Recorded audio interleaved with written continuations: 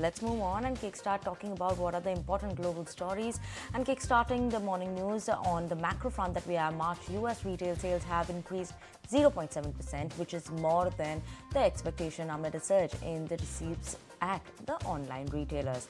Meanwhile, the strong retail sale prompted economists to boost its gross domestic product growth estimate for the first quarter to 3.1% annualized rate from previous at a 2.5% pace.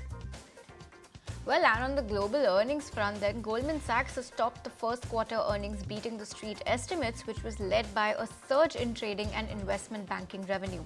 The bank reported a profit jump of 28% on a year-on-year basis, and Goldman Sachs shares climbed 3% on the back of stellar quarter one earnings.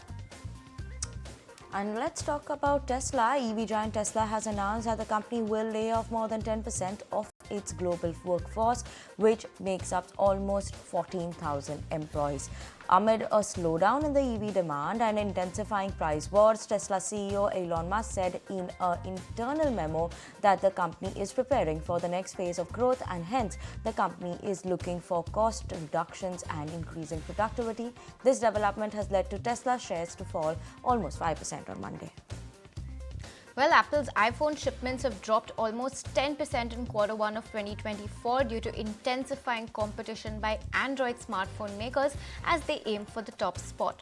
However, global smartphone shipments saw an increase of 7.8% during January to March, with Samsung at 20.8% market share, clinching the top smartphone maker spot in the market. Meanwhile, Xiaomi, one of China's top smartphone makers, occupied the third position with a market share of 14.1%. If you like this video, then like, share and subscribe to ET Now.